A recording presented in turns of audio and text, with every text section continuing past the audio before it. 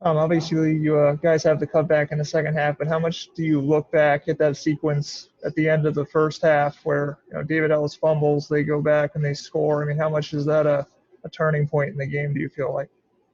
I thought it was huge. We had a chance to go in and score, and not only do we not score, they get the ball and then drive down the field and get all that momentum going at halftime. So I thought that was a pretty tough sequence of events there that you hate to have happen. But you got to secure the football, got to do a better job of that offensively and punch it in when you're in the tight red zone like that. So, yeah, that was probably a pretty critical turning point in the game. All right, Zach, and then Tom Brew. I guess, Tom, you've talked a lot about Michael as a leader and wanting him to be more of a leader, both vocally and just with his actions. In the way that he kind of gets you guys back in the game, is that maybe representative of what he's transforming into in your mind in that second half, the way he plays, the way he pulls the offense back?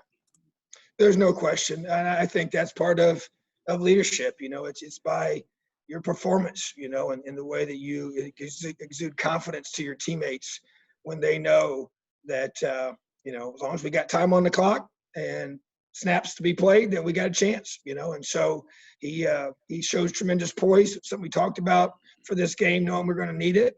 And he doesn't just, talk about having that. He lives it out. And he showed it again in this game. And he brought us back. Defense made some, timely stops, got some takeaways, and gave us a chance. But, yeah, his leadership by the way that he plays the game is pretty special.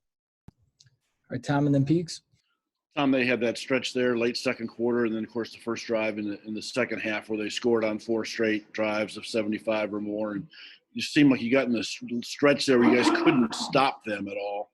Was part of that tackling just good play calling on their part, or what did you see there that just kind of hit the skids for you?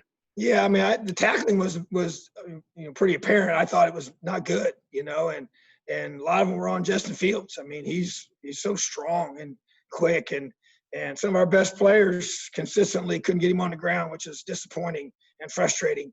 But so that was part of it, and then even just wrapping up their big, strong backs. But you just kind of get, they've got so much talent on the perimeter that stresses you to be able to. You want to get pressure on them and then stop the run without giving. So it's just kind of a catch-22 they put you in because of their talent, and then his escapability and ability to make plays with his legs is hard. So that stretch there. But I tell you, for our kids to be able to just stay the course and keep fighting and keep playing and have a chance. We got the ball, had the ball at the end of the game in the fourth quarter, down by 7 to go win the game, but weren't able to do it. All right, Peegs and Bob Kravitz.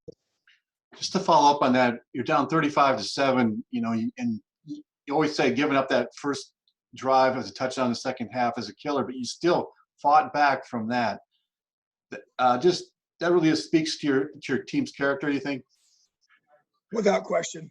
And that's what I just told him in the locker room, and so disappointed that we fell short, but proud of the heart, the fight, the toughness of this team.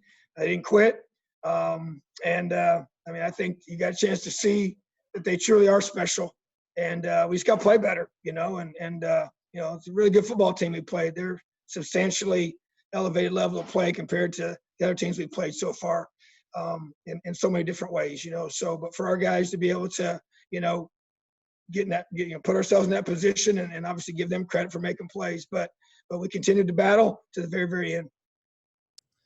All right, Bob, then Kevin Brockway. Tom, when you're headed home tonight and maybe even once you get home, are there about 2 or 3, maybe a handful of plays that you look back at and say, man, that's where it got away? Well, like you said, the fumble before half, I thought that whole sequence there was tough. Just to me, we had a fourth down drop I thought was critical in the red zone there. We had a chance to convert and keep, either get a field goal or a touchdown. Those are tough mistakes. Even just some big plays we gave up, some situation where we got ourselves a chance. But there's always, 2 or 3 plays that you wish you could have back.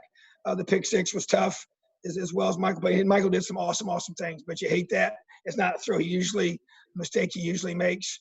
And so, but, and like you said, in games like this, those kind of plays, there's 2 or 3 of those that, in a 7-point game, those become the difference, and so just being able to, learn from them and correct them and keep moving forward.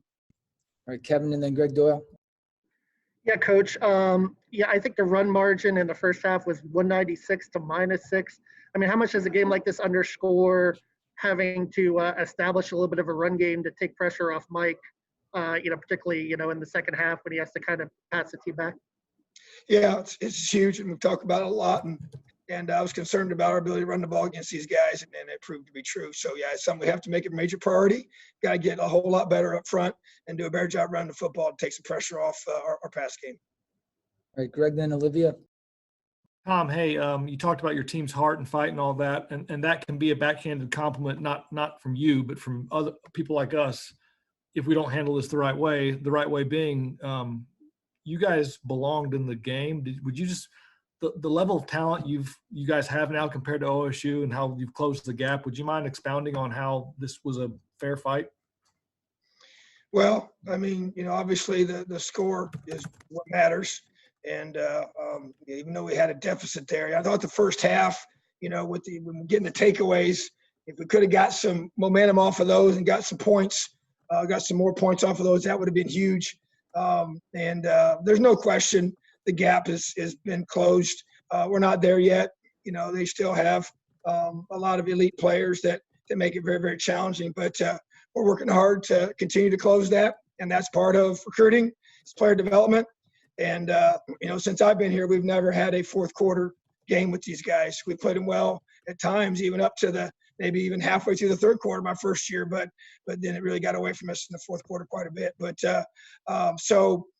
there's no consolation. I mean, we came here to win the game, and being close isn't good enough. And so we gotta find a way to keep recruiting, keep developing, and keep improving this football team so we can make those plays we got to make to be able to win games like this.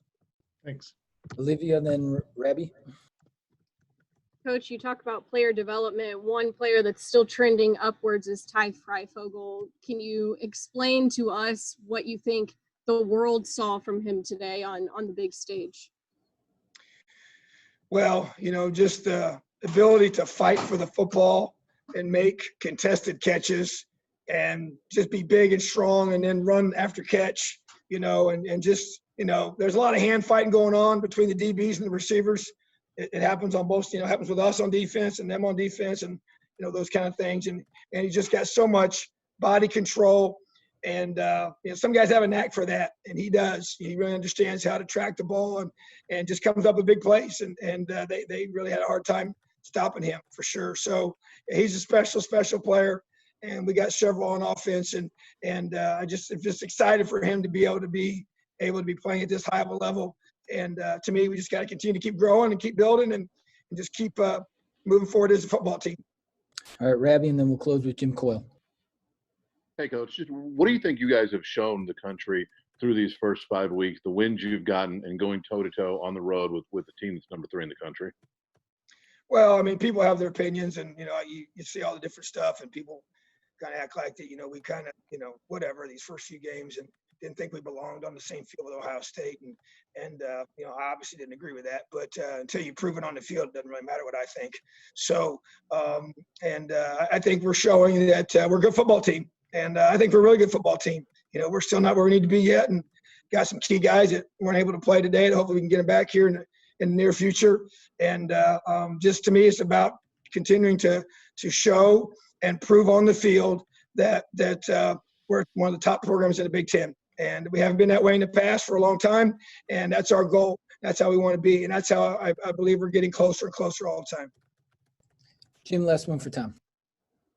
Coach, you told the Fox sideline reporter going off that your team would fight, would compete in the second half. You were down 3 scores a year ago. This is a team that was fighting to just win against the other teams of the Big Ten. Today it was the number 3 team on the road, number 3 team in the country. Talk about the difference in your team's ability to win mentally today versus a year ago. Well, there's maturity with our guys and higher level of expectation. We're a year older. We're a little better physically, even though our off season was really very difficult with COVID and everything. I know everybody was in the same plane, but we really struggled with that over the summer. We had a lot of stoppages with our guys, very little continuous flow. So that was hampered, in a way you hoped it would be even more so from last, season to this season. But at the same time, I feel like that we're a mentally tough football team that didn't quit. And it shows a lot to me about this character of this football team and the character of the young men in that locker room. And I'm so proud of them for that, and our coaching staff and just the mindset that we have. And to me, it's always about expectations and belief. And we expected to come here and win the game, and we believe we could. Made too many mistakes for that to be a reality, but our kids fought to the very end. So I think we're definitely growing as a program. We're putting ourselves in position to go toe-to-toe with the best in the country. And that's called growth and progress, and that's not going to stop. All right. Thanks, Tom. Have a great day, Elio. All right, Matt.